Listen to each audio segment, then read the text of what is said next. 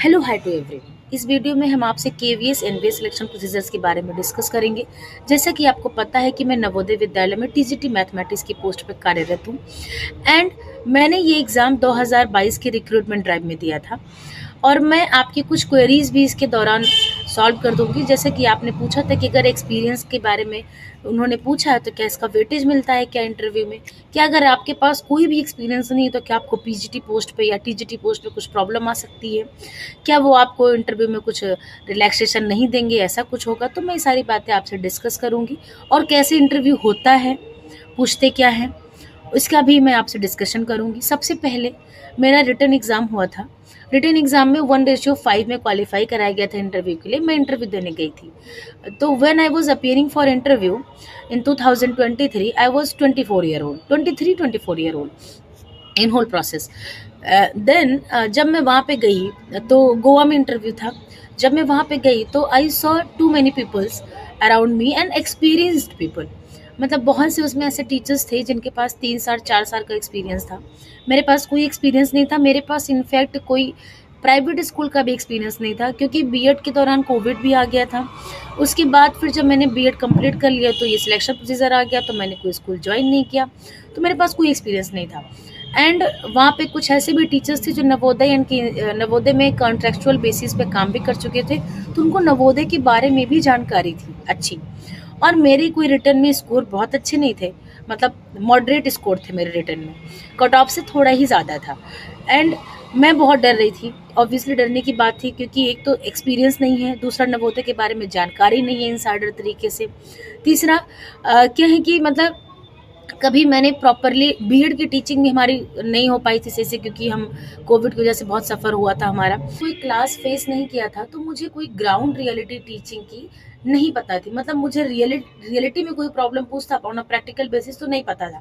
बस मेरे दिमाग में ये था कि if I am new to the system I should try at least to join the system. कोई प्रॉब्लम नहीं है एक्सपीरियंस तो क्या हुआ, लेकिन थोड़ा देखेंगे फ्रेशर्स को अगर जैसा भी डील करेंगे। नर्वसनेस तो थी जब मैं इंटरव्यू में एंटर की, इंटरव्यू हॉल में। तो पैनल को देखकर, मैंने फर्स्ट टाइम किसी इंटरव्यू में एंटर किया, तो पैनल को देखकर तो थोड़ा सा मुझे डर लगा। ऑब्वियसली सारे मेल टीचर्स थे और बहुत सीनियर थे। और जब मैं अंदर गई तो मुझे जिस चेयर पर उन्होंने बैठने के लिए ऑफर किया, मैंने उसी पे अपनी फाइल रख दी, उठाई, फिर मैंने बैठा, फिर मैं उसको अपने लैप पे ऐसे रखी। फिर उन्होंने मुझसे पूछा कि where are you coming from, where you are coming from. तो मैंने बोला सर फ्रॉम यूपी। तो उन्होंने बोला फ्रॉम विच सिटी, मैंने बोला सर लखनऊ। तो बोले कि अच्छा फ्लाइट से या बस से, मैंने कहा सर फ्लाइट से। तो उन्होंने बोला अच्छा अच्छा, आप कौन से टॉपिक पे इंटरव्यू देना चाहते हो। उन्होंने क्लियरली बोला कि आपने किस टॉपिक पे आपने सब्जेक्ट प्रिपेयर किया है, किस पे आप टीचिंग करना चाहते हो। पीछे एक व्हाइट बोर्ड भी लगा था, वो आपसे क्वेरी भी, सब्जेक्टिव क्वेरी भी आपसे पूछते थे, आपको जाके वहाँ सॉल्व करना होता था। एक व्हाइट बोर्ड था, वहाँ पे मार्कर भी था। तो उन्होंने मुझसे बोला आप कौन सा टॉपिक प्रिपेयर करके आए। मैंने ऐसे ही, मेरे दिमाग में कोई टॉपिक नहीं चल रहा था, मैं खुद सोच कर नहीं आई थी क्या टॉपिक है। मैंने रेंडमली बोल दिया सर्कल। उन्होंने बोला अच्छा then tell me any real life example of circle. ये कितना इजी क्वेश्चन है अभी आप सुनोगे तो, लेकिन उस टाइम मुझे एक भी आंसर रिकॉल नहीं हो रहा था। और मैंने क्या बोल दिया कि सर वो जो जो फ्लाइट एयरपोर्ट पे जो रिवॉल्व करता रहता है लगेज, जहाँ से हम लगेज उठाते हैं वो सर्कुलर होता है। सोचिए मैंने पता नहीं क्या लिंक किया। फिर उसके बाद फिर उसके बाद क्या हुआ कि उन्होंने मुझसे बोला कि अच्छा वो सर्कुलर होता है। मैंने कहा sir no, I think some distorted. बोले दैट इज ओवल शेप। मैंने कहा oh sorry sir, oval shape. तो उन्होंने बोला tell me some other examples. तो मैंने कहा sir I can not recall, there are so many examples. Yes I know there are so many examples, tell me some one of those examples from so many. मैंने बोले sir मुझे कुछ example याद नहीं आ रहा है। देन आई से sir ground, मतलब स्कूल ग्राउंड। अच्छा दिस इज सर्कुलर। मैंने कहा यस, ओके ठीक है डन। अच्छा ओके, अब आप कोई टॉपिक मैं आपको अपनी तरफ से दे सकता हूँ। मैंने कहा यस सर। तो बोले अच्छा tell me something about competency based learning. तो मैंने कहा sir competency based learning emphasizes the students to be competent to the work and daily life as well as in subject. तो बोले कि अच्छा जैसे कि मैथ्स की कॉम्पिटेंसी को आप किससे रिलेट करना चाहोगे। तो मैंने कहा सर मुझे कॉम्पिटेंसी का एग्जैक्ट मीनिंग नहीं पता। तो बोले एग्जैक्ट मीनिंग नहीं पता मतलब। मैंने कहा sir I can tell you what it means, but I can not say a proper word to the competency word.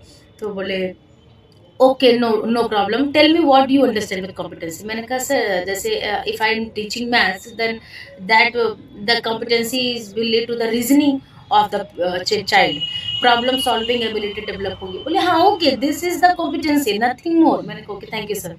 फिर उन्होंने बोला कि अच्छा, आप ट्रायंगल में एक उन्होंने क्वेश्चन दिया था, मुझे थोड़ा सा कम याद आ रहा है, वो रेशियो का था, सिमिलरिटी का एक क्वेश्चन होता है रेशियो का, जिसमें साइड का रेशियो करते हैं यार, एरिया और इस इक्वल्स टू उसका स्क्वायर कर देते हैं, वही क्वेश्चन था।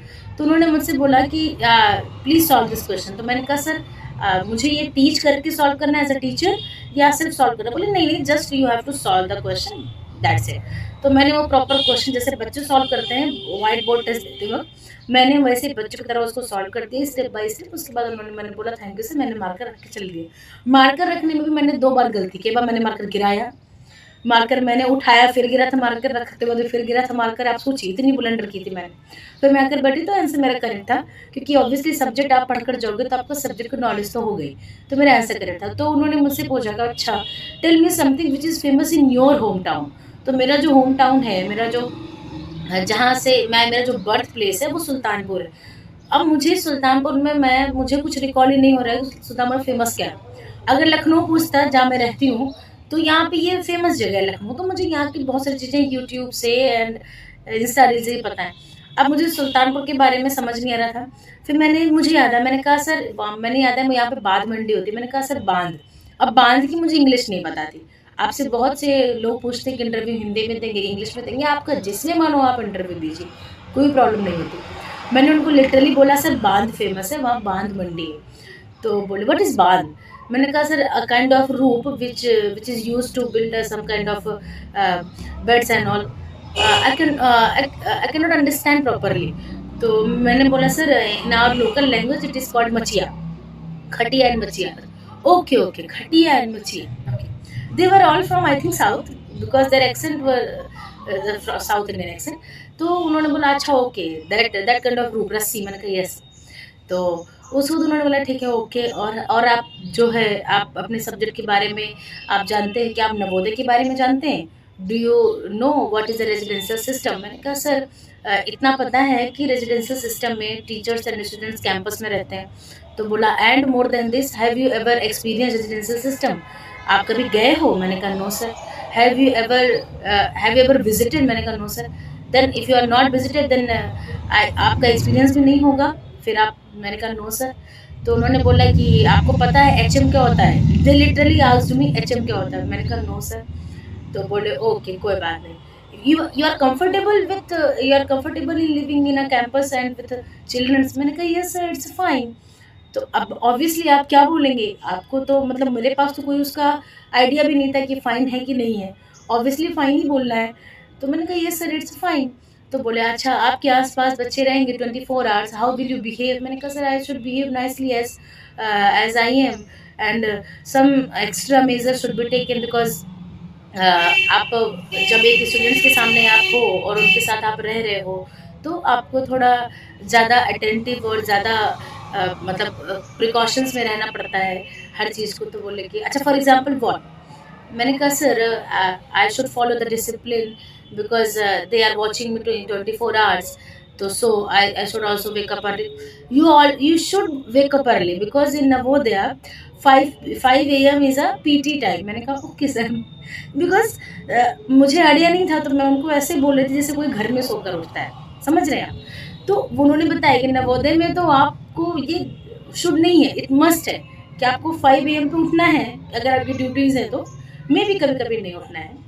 तो हमारा जो कन्वर्सेशन था वो more of telling and more of getting था, मतलब मैंने बताया कम जानना ज़्यादा। मैंने बताया सिर्फ सब्जेक्ट, जब उन्होंने मुझसे मैथ पूछी आई आंसर्ड। जैसे ही उन्होंने मुझसे कुछ इधर उधर का पूछा, मैं या तो उसमें सॉरी बोला है मैंने, और या तो मैंने उसमें मतलब ऐसे बोल दिया है कि सर मतलब नॉलेज नहीं है या पता नहीं है या सर एग्जैक्ट नहीं पता है। मतलब आप अटेम्प्ट करिए चीज़ों को, अगर आप जितना अटेम्प्ट कर पाते हैं। अगर आप अटेम्प्ट करने में दिक्कत हो रही है ठीक है, नो प्रॉब्लम। हिंदी इंग्लिश का तो कोई बैरियर ही नहीं है अगर आप मैथ से हो। लेकिन अगर आप टीजीटी इंग्लिश के लिए अप्लाई कर रहे हो और अगर आप इंग्लिश में वो स्ट्रगल कर रहे हो तो वो उनका हो सकता है कि उनका पर्सपेक्टिव हो जाए कि भाई आप इंग्लिश के लिए आ रहे हो। एज फार एज मैथ्स में लैंग्वेज कोई कंसर्न नहीं है। मैंने हिंदी इंग्लिश सब बोला, जो मुझे समझ आया, जितना समझ आया, एंड वो भी मुझसे कॉपरेट किए, उन्होंने जो समझा। And the most important thing is कि इतना सब कुछ होने के बाद अब आपको आपको ये एक्साइटमेंट होगी, या आप ये जानना चाहते होंगे कि इतनी ब्लंडर्स और सारे मिक्स्ड एनवायरमेंट के बाद मेरे मार्क्स क्या है। तो आपको मैं बताऊं कि जो मेरे मार्क्स आए थे वो 20 में से 17.9 आउट ऑफ मतलब ऑलमोस्ट 80, मेरे 20 में से ऑलमोस्ट 18 मार्क्स आए थे। एंड ये 20 में कन्वर्ट होकर आया था। वैसे 250 का इंटरव्यू होता है, 250 में मुझे एग्जैक्ट नहीं आता है, आप इसको कन्वर्ट करके देख सकते हैं। मतलब 230 के आसपास मेरे मार्क्स थे। This is good marks.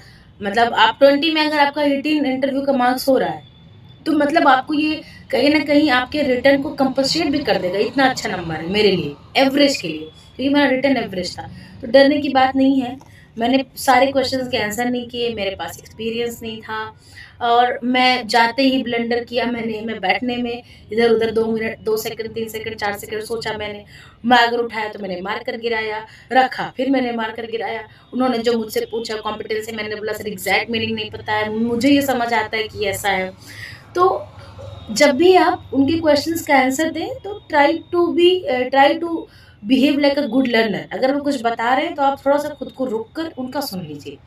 वो इंटरव्यू में जो मुझे समझ आया वो ये ऑब्जर्व करते हैं कि आपकी रिटन नॉलेज है, क्या आपका बिहेवियर लर्निंग का है। क्योंकि आपको पता है कि लर्निंग एक कंटिन्यूअस प्रोसेस है। आप सिस्टम में जाओगे तो सिस्टम के बारे में आपको लर्न करना पड़ेगा, स्टूडेंट से मिलोगे तो आपको उनके बिहेवियर के बारे में लर्न करना पड़ेगा। तो आप जितना ज़्यादा अडॉप्टेबल रहोगे उतना ज़्यादा बेटर लगेगा उनको। उनको लगेगा कि हाँ, ये जितना ज़्यादा अडॉप्टेबल है, जितना ज़्यादा लीनियंट है, फ्लेक्सिबल है, उतना अच्छे से धीरे धीरे सबके साथ एडजस्टमेंट कर सकता है, इस सिस्टम के साथ, बच्चों के साथ। क्योंकि कभी आपको आपके हिंदी, अगर आप हिंदी से हो, कभी आपके हिंदी स्टेट में पोस्टिंग होगी तो कभी नॉन हिंदी में हो जाएगी। कभी आपकी नॉर्थ में हो तो नॉर्थ में पोस्टिंग हुई तो कभी साउथ में हो जाएगी, कभी नॉर्थ ईस्ट में हो जाएगी, कहीं भी पोस्टिंग हो सकती है। तो आप एडॉप्टेबल हो कि नहीं, मतलब आप खुश हो, मतलब से कुछ सीख रहे हो तो उसमें आप सीखने में आपको हैप्पीनेस हो रही है कि नहीं, कोई कुछ बता रहा है तो आप उसको सुन रहे हो कि नहीं। मुझे लगता है कि इंटरव्यू में बस इतना ही देखते हैं। हाँ, आप कभी एकेडमिक्स की इतनी मिस्टेक ना कर दो कि उनको आपके रिटर्न पे डाउट होने लगे, जो कि आप नहीं करोगे, रेयर चांस है इसका। क्योंकि आप इतना पढ़कर जाते हो कि आपको इंटरव्यू में वो ऐसा कोई क्वेश्चन नहीं पूछते हैं जिसमें आप बहुत रेजिस्ट कर जाओ। बस यही है। अब भी जैसे कोई बार बार आपने सुना होगा, कुछ कुछ होते हैं कैंडिडेट्स जिनके इंटरव्यू में बहुत सारे क्वेश्चंस पूछ लेते हैं वो। तो जैसे अगर आप टीजीटी हैं, अगर आपने बताया कि आपका एमएससी है, तो ड्यू टू द क्यूरियोसिटी वो आपसे एक्स्ट्रा क्वेश्चंस पूछ लेते हैं। उससे आपके मार्क्स पर कोई इफेक्ट नहीं पड़ता, सही गलत आप जो भी बता रहे हैं, क्योंकि वो आपकी कॉम्पिटेंसी टीजीटी तक ही चेक करेंगे। तो आप ये मत सोचिए कोई निगेटिव इम्पैक्ट पड़ जाएगा इसका अगर आपने पीजी बता दिया या कुछ ज़्यादा क्वेश्चन उन्होंने पूछ लिया। तो आप lenient रहिए, एक लर्निंग मोड में रहिए, अच्छे पॉजिटिव माइंडसेट से जाइए, जो बता रहे हैं उसको सुनिए, आप जो नहीं बोल पा रहे उसके लिए सॉरी बोल दीजिए सिंपली, एंड सरेंडर कर दीजिए। That's it. परेशान होने की ज़रूरत नहीं है। एक्सपीरियंस कुछ भी, कहीं भी, कुछ भी मैंडेटरी क्राइटेरिया के आगे आपसे नहीं मांगा जाएगा। आई एम द प्रूफ कि मेरा तो सिलेक्शन भी हुआ एंड मेरे इंटरव्यू में ही वेटेज ज़्यादा था, जबकि मैं इतना डरी हुई थी, मेरे रिटर्न में इतने एवरेज मार्क्स थे। जब इंटरव्यू हो गया तो आई वॉज कम्प्लीटली नर्वस। मैंने सोचा कि इस यहाँ तो खुद मैं रिटर्न में एवरेज हूँ, इंटरव्यू तो ऑलरेडी मैंने खुद एवरेज कर दिया है, तो मेरे सिलेक्शन के चांसेस तो मतलब बहुत कम बन रही हैं। मतलब मैं बहुत परेशान थी 2-3 महीने के लिए, बट ऐसा नहीं हुआ। तो आपको जब लगता है कि आपका ये चीज़ खराब हो गया तो हो सकता है बहुत अच्छा हो जाए। All the best. परेशान मत होइए, रिटर्न पे फोकस करिए, टीयर 1 टीयर 2 निकालिए, इंटरव्यू अच्छा होगा। All the best. अच्छे से पढ़िए टीयर 1 के लिए। ये मैंने एक्सपीरियंस शेयर किया कि अगर आपको थोड़ी बहुत एंजाइटी हो रही हो तो आप इसको सुन के बेटर फील करें। 2-4 मिनट जब आपके पास खाली टाइम हो तो आप इस वीडियो को सुन लें। All the best. मिलते हैं नेक्स्ट वीडियो में। Thank you.